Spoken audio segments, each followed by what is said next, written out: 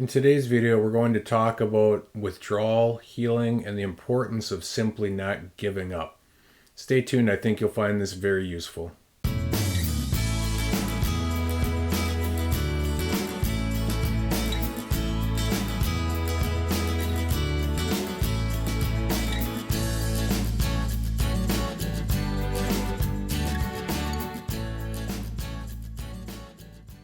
Hello there everyone, and welcome back to the Lovely Grind. My name is Michael Preby and my website is lovelygrind.com.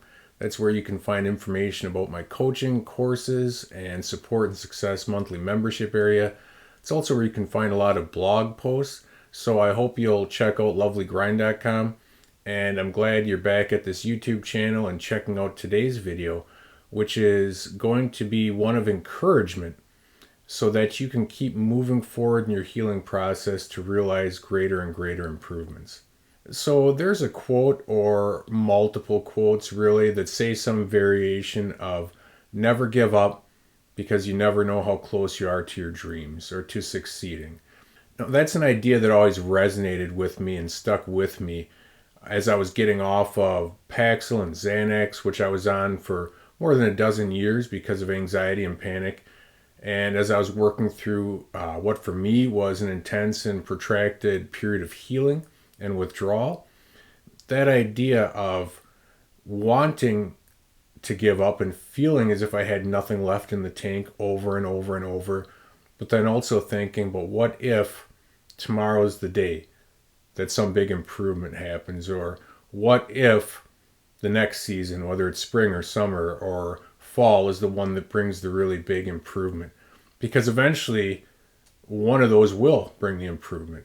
One of those days, one of those weeks, one of those seasons will bring the improvements if a person is determined and allows more time to pass and takes care of yourself. But it's not always easy to just keep moving forward in this process, is it?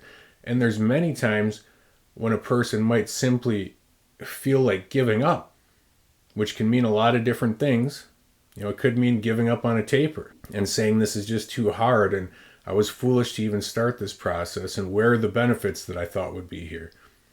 Could mean giving up on self-care and on the goals you set in that respect and saying, you know what, this exercise isn't doing much for me, or why am I following this diet? I don't see any benefits. Why am I trying to practice these short meditations each day? I still feel anxious. Could mean giving up on hope and just saying, you know what, I'm going to give in to bitterness and victimhood and hopelessness, and I'm giving up on all this positivity crap and on the idea and hope and faith that my body and my mind can heal, like others say happened for them, but it must just not be for me. So I give up on that idea. Now, maybe you've been at that point once, or if you're like me, you felt like that basically on and off all throughout your process. And I think there's a few reasons why we get to that point. One could be because we feel as if we've been set back. We're experiencing something that feels like a setback. An old intensity of symptoms returns, or symptoms we didn't think would be around anymore return. Maybe because we got physically sick with the flu or a virus and that ramps things up. Maybe because there was some sort of interaction with a supplement or a food or a beverage or some sort of seasoning we used or whatever it is, and that ramps things up for a while. Maybe because of overactivity we feel set back because we're feeling good, and so we wanted to take advantage of that and squeeze every ounce of life out of that we could, but we overdid it a little bit. Or maybe overdid it with exercise. Again, good things to do, exercise and take advantage of a window, but maybe overdid it a little bit. And now I feel set back and a little hopeless and a little like giving up. Or maybe we're just plain tired, fatigued, not just physically because we've been at this a while, and day after day after day, our body's dealing with those pounding stress hormones and our minds dealing with the looping or intrusive thoughts and the worries and the ruminations, and we're just tired of body and of mind. Or if you're tapering, trying to find the motivation to make one cut and another cut And to continue taking a medication when you wish you're already off it, but you know you have to keep taking it to see through with an educated taper, you may be just fatigued in body, mind, and spirit, and you just feel like, I can't do this anymore, or I don't want to do this anymore. Or maybe some of you just feel stuck. Things aren't, thank God, in a super intense bad wave period, or you don't feel as if you're per se going through any large setback right now, but you just feel like you're in limbo in no man's land, and maybe you haven't seen any big improvement in a while, and the enthusiasm with which you started the process and the enthusiasm with which you celebrated even minor improvements just doesn't feel there anymore because you wanted something bigger by this point. And so you just feel like you're wading through the muck and nothing's getting a ton worse, but neither is it getting a ton better. And what are you doing anymore? And you're losing interest. And maybe you're losing hope a little bit. So that's what we're going to talk about in the rest of the video. How to stay engaged with your process and endure such periods of feeling stuck so that you don't give up, so that you can keep moving forward and eventually find your success, as all those quotes say, in your dreams, and translate it into a healing process. Your success and your dreams are feeling better, sleeping better, feeling less anxious, feeling less depressed, being able to handle stress, having an appetite again, enjoying hobbies and movies and music and interactions with loved ones and making plans for vacations, feeling enthusiasm, just all those things. That's the dream you're after, and that's what we're going to try to keep you moving forward towards. So what are some suggestions and things to remember when you're feeling set back or stuck or fatigued, like there's no gas left in the tank? Well, one, to remember, it's not just you. And I say that with a lot of things in these videos, but it's not. Everyone goes through these periods, and not just once or twice. Most of us, if it's any sort of intense or protracted withdrawal, go through them multiple times. And we go through some variation of all the things I just mentioned, right? Whether it's feeling set back because of stress or overactivity or illness, whether we're just fatigued because we've been at it so long, or whether we just can't seem to recapture the enthusiasm that we once had for the process. Everyone goes through it.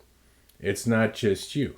And because it's not unique to you or particular to your situation, that means that you didn't necessarily do anything wrong to get here. And that means that something isn't per se going awry with your healing situation. It's just a part of this. And it doesn't last forever. See, that's the other really, really good news about this periods of feeling set back or stuck or hopeless. If you can find a way to hang on and endure through them and to care for yourself, even as you're going through these periods, even if that self-care regimen must be tweaked in some capacity to meet yourself where you're at now, you're eventually going to break through the period where you feel like it's stagnation or setback, and you're going to find improvements and true breakthroughs. I truly do believe that if you keep allowing more time to pass and you don't give up on hope and you continue to care for yourself, eventually, if you continue to care for yourself and refuse to wallow in negativity and hopelessness, even if you feel those things at times, you refuse to wallow in it, eventually you're going to see the anxiety reduced. You're going to see the depression get lifted. You're going to see the mental clarity return. You're going to feel some enthusiasm again, or be able to handle some stress again. The sleep is going to improve. And that doesn't mean you're looking for it all to happen at once per se. A lot of this is incremental and happens in degrees and percentages. But eventually one day, you're going to experience something that improves 30 or 40%. And in your case, with what you're going through, that's going to feel like 8,000,000%. It's going to feel so good. And in turn, it's going to allow other things to get easier, and you're able to do a little more and be a little more functional and active. And one hand washes the other. You can exercise maybe a little more because the depression's lifted and the anxiety's less, and so on and so forth. That helps. So things can snowball in a good way if you stick with it. One important reminder: as you're working through something that is a setback or feels like a setback or feels like you're stuck, Watch to guard your heart and minds, as it says in the Bible. Guard your hearts and minds, because those are going to be especially vulnerable to allowing in negativity, doubt, hopelessness, self-castigation, a lot of negative self-talk. It's going to become very easy for those things to seep into this fortress of healing that you're trying to build around yourself. And it's very easy then to go down a rabbit hole of any and all of those things, whether it's feelings of victimhood or bitterness or self-loathing or negativity online and so on and so forth. It becomes like an algorithm that feeds on itself. So be aware of that and work to diligently and proactively fend and defend against it. And how can you do that? Well, you can refuse to, again, go to places like online that might be feeding anxiety, doubt, negativity, anger, etc. You can also be proactive about talking to supportive people who can give you healthy perspective when you can't put that perspective together for yourself, and people who can put a good idea in your head, even if it's for just a second, because you can't conjure up a positive idea on your own, and people who are just going to give you a sounding board as well. Again, not so that you can wallow, but so that you can find some understanding, and then they can in turn talk back to you with some healthy perspective and suggestions and support. So guard your hearts and minds. Don't give up on this process. Don't give up on your goals just because you're feeling setback or stuck. Everyone goes through these periods and they don't last forever. Finally, encourage yourself. Encourage yourself. Don't beat yourself up. Like I said earlier in this video, just because you're going through some sort of setback, related to overactivity or stress or illness or food or drink, just because you haven't seen improvement, well, it doesn't mean that you're doing something wrong. It just means that's a frustrating and common part of the process for everyone, for all of us, for myself included when I went through it. So don't get into a really negative pattern of just beating yourself up and blaming yourself and thinking, I did something wrong, I'm so stupid, I'm never going to get this right. It happens to everybody, and you're doing a lot of the right things. Focus on those. Over time, those are going to continue to have a cumulative effect on your healing and on how you're feeling. So keep trying to do the right things for yourself with regards to diet, exercise, content intake, stress management and mitigation, leaning on a support system, engaging with your spiritual life, and so on and so forth. These are all very important pieces of a holistic self-care regimen that is a crucial part of the recipe for enduring and getting through this and finding the sort of healing that you want. I hope that you've enjoyed this video and found it useful. My name is Michael Preby and my website's lovelygrind.com. I encourage you to go there and find out how to contact me in coaching or register for my courses, read some blog posts, and I hope you click thumbs up on this video if you liked it and subscribe. I'll keep making these if you keep watching, and until next time, I encourage you to please take care of yourself and your dreams.